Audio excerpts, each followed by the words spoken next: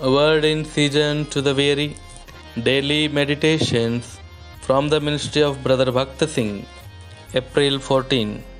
Oh, send out thy light and thy truth. Let them lead me. Psalm 43, third verse. Behind the breastplate containing the 12 precious stones were the Urim and Thummim.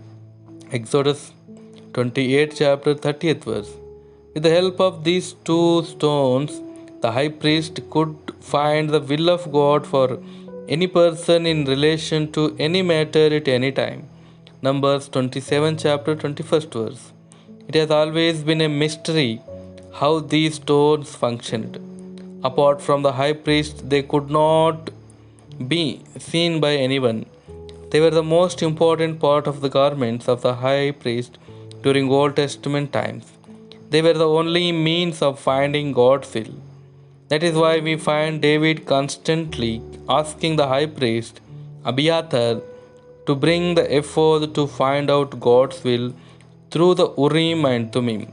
1 Samuel 23rd chapter, 2nd verse, 4th verse, 9th verse, 11th verse.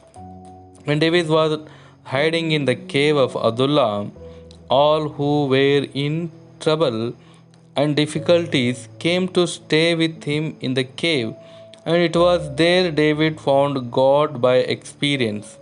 While he was there, David wrote Psalms 34, 57, 107, and 108.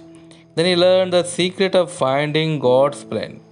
Even in small things, David began to know the mind of God through the high priest who had the ephod with the two stones.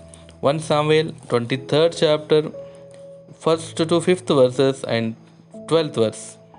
That privilege was available to all, but only a few used to go to the high priest to find God's will. Often, that is our condition. It is only when we make many mistakes and fail many times that we say, "O Lord, help me to find today thy will." We ought to learn this lesson at the beginning. The Lord Jesus Christ is our living high priest. Now all of us can find God's will through him. We have just to kneel down and pray with faith, asking God to show us his will. If we remain very close to God's heart, we can easily find God's will even in small things. For instance, when we go for shopping, we need not waste our time and in the end be cheated by the shopkeepers as usually happens. If we would only pray, Lord, I want to buy such and such things. Please take me to the right shop and do not allow me to waste my time, money, and energy. He will undertake everything for us. There will be no need for us to waste time in bargaining and then to feel sorry for the loss we have incurred.